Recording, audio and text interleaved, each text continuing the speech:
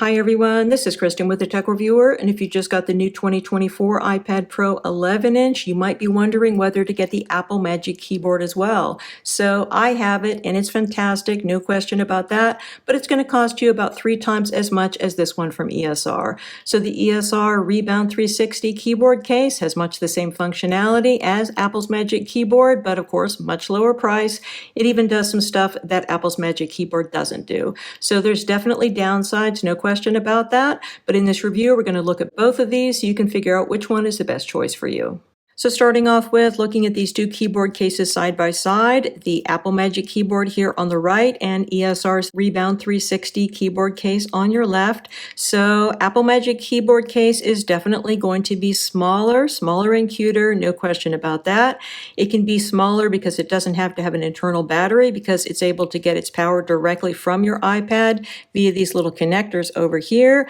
The ESR keyboard case does not have that ability, so it has to be bigger to accommodate a battery, and of course it also has to be charged. It charges via USB-C. So that's probably the first big difference. One other reason why your ESR case is going to be bigger is that it has an internal case.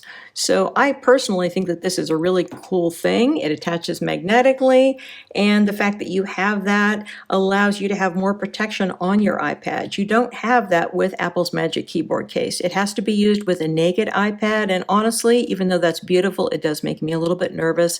So in a way, I think that that is a pro for the ESR keyboard case because you have more protection when you're using it. So another thing which you're going to notice is different between the two is that you have a dedicated function key row with the new Apple Magic Keyboard. You didn't have that last year, but this year you do.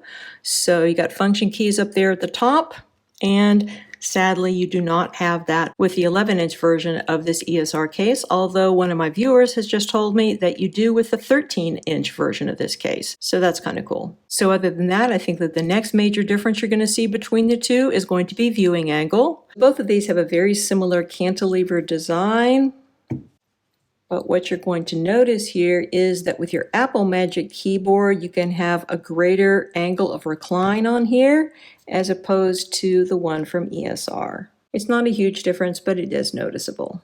And then finally, the Apple Magic Keyboard doesn't have any kind of strap to hold it closed, and it also doesn't have any special carrying area for Apple Pencil. Your Apple Pencil is going to attach magnetically, but there's no strap to keep it even more secure. Whereas with ESRs, you do have that. So you have kind of a big magnetic strap here that folds back against the back when it's not used, but it folds over to the front to keep everything in place.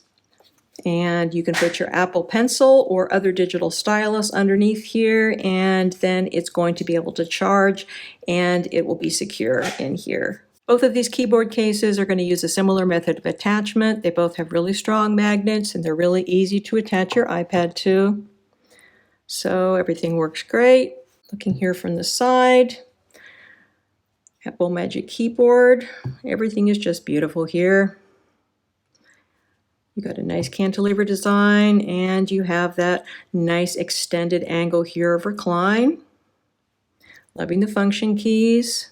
The Apple Magic Keyboard was also improved this year to have aluminum here for the palm rest. That's an improvement over last year's model, although the exterior of this still has the same kind of a PVC type material. So I'm not crazy about this. I think it tends to get dirty easily, and ESR's case is no better. Basically the same type of material in both. So the interior of the Apple Magic Keyboard looks upgraded, but the exterior is pretty much the same, except for the fact that this part is now aluminum. This part on the older version of the Magic Keyboard had the same type of a PVC material that went over it. So that's an improvement for this one. But overall, as you can see, this is nice and smooth and sleek. Everything works really well. Definitely a great keyboard choice, however, very expensive. And then looking at ESR's Rebound 360 keyboard case, as I mentioned, this one does come with an inner case. It's great to have that additional protection. So this case is not drop rated or anything like that. It's relatively thin and light duty, but it does give you a much better grip on your iPad. And I like the fact that when you're using this with the keyboard case, you have protection on the sides of your iPad. This is an improvement over the inner case for last year's Rebound 360 case that I got for my 2022 iPad Pro, because you have better port openings on here. They are more correctly positioned and sized for the port openings for the 2024 iPad Pro. So that's great. So your power button here does not have any kind of button cover, but you do have one for your volume up and down, and they work well. They are nice and responsive. You got protection here for your rear camera. Spot here where you could charge your Apple Pencil, but I don't have the right Apple Pencil to use this with, so I can't actually demonstrate that, but I'm sure it probably works fine. Overall, I think everything is fine. The only thing I noticed fit-wise is that you have quite a bit of give over your port openings, and the reason why is that this material just has to be really thin because it's such a thin iPad. You just don't have any space to have something be thicker. So you got a nice tight fit actually on the areas that aren't over a port opening, but over the port opening, they're a little bit wiggly. This also has quite a nice fit with ESR's Armorite screen protector, which is what I have on here right now. Beautiful fit. Armorite has a great installer. I just installed it yesterday. Really nice screen protector, and it comes very nicely priced at a 2-pack for $15. So as you can see from the comparison with Apple's Magic Keyboard, the ESR Rebound 360 is going to be heavier and not quite as sleek as Apple's version. So looking here from the side, you can see it is bigger, but of course you do have more protection because you have that inner case here. Your cantilever design still works fine. Your angle going back is not going to be quite as much as you're going to have with Apple's Magic Keyboard. And it takes a little bit more effort to move the cantilever stand into the different angles. It's not quite as smooth, but still works fine. And I think that probably the most special thing about this is the fact that you can put your iPad in regular landscape, you can also put it in elevated landscape, and you can put it in portrait. So if you look here, you can see this is really quite high. And you can push it back like that. If you look from the back, you can see exactly how high this is. It's really quite elevated. So this is actually more elevated than the position that I've seen on ESR's website. So ESR's website, they have it down one notch here. ESR's website, they have it in this kind of an elevated position. So, I mean, that's also good. They're both good. I think it's a little tippier when it's so much higher, but it's, to me, still okay. It's not really going anywhere unless you really make an effort to knock it over. And then you can also put this in portrait. So when it's in portrait mode, it can't go into any additional elevated modes. There is just this one portrait mode, but still that's great if you're working on a document or something like that that needs to be in portrait mode. It's fantastic to have that ability with this keyboard case. As far as keyboard and trackpad functionality is concerned, I think everything works well. So your trackpad is nice and smooth and responsive. It supports multi-touch gestures, so that's cool. And I'm not noticing any issues at all with the keyboard. The keys are nice and responsive. It's all really good there. There is no dedicated function row up here, unfortunately. But you do have something which I think is kind of cool, which is that you have various colors of backlight available. There are 12 different colors you can choose from. You can see the different colors. Hopefully they're going to come through in the video. So 12 different colors, you just choose which one you like, and then there's 3 different levels of brightness as well as an off version here for that. So if you're going to be using the backlight on here, this is what is really going to affect your battery life. So if you use the keyboard backlight, you're probably going to have about a week's worth of use with this one if you use it 2 hours a day, and then you're going to have to charge it up. However, if you don't use the backlight on here, you can probably get a couple of months out of use of this without having to charge it up. And if you don't use it at all, if you just have it sitting around somewhere on standby, you'll get 1 year of battery life on this according charging to the folks at ESR. Overall, I think everything works well here. This seems very sturdy and well made. I like the fact that you're able to close this securely with this magnetic latch. This isn't drop rated, but it does seem like it's going to be reasonably sturdy. And then with this magnetic latch, you can also put your digital stylus here. It's going to be nicely protected.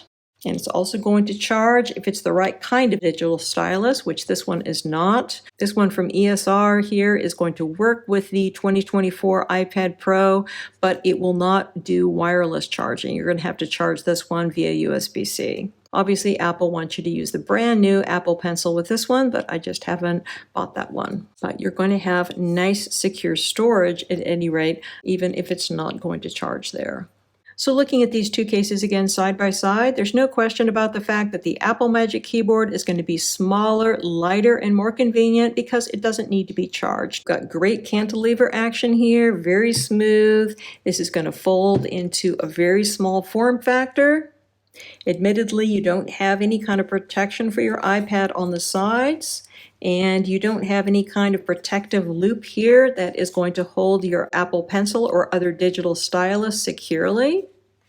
But it's still a really nice product. I mean, honestly, just about the only thing that I have against the Apple Magic Keyboard, other than the high price, is the fact that the external material seems to me like it's going to get dirty very easily. It's going to show fingerprints and all that. And the same thing is going to be true for ESRs. But other than that, it's just a beautiful product. Anyone is going to love the Apple Magic Keyboard. But it is eye-wateringly expensive at $300. The ESR Rebound 360 case, on the other hand, is larger and it's going to be heavier.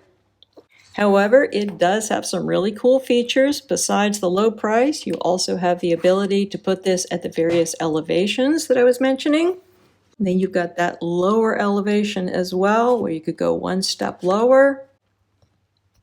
And then, of course, you can also put this in portrait.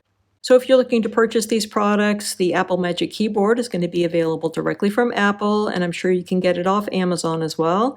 And the ESR Rebound 360 keyboard case is going to be available directly from ESR for a price of $119, or you can get it from Amazon right now for about $110, $109.99 I think is the current price. Right now it's only available in the black color shown in this review, but in future it might be available in white. Many thanks to the kind folks at ESR for sending me out this sample to review. The Apple Magic Keyboard I bought myself. If you have any questions about these products or anything else, please feel free to put them in the comment section below and I'll do my best to answer them. And do consider subscribing to my channel if you haven't already so you don't miss out on any of my upcoming videos. Again, this is Kristen with the Tech Reviewer. Thanks so much for watching and have a wonderful day.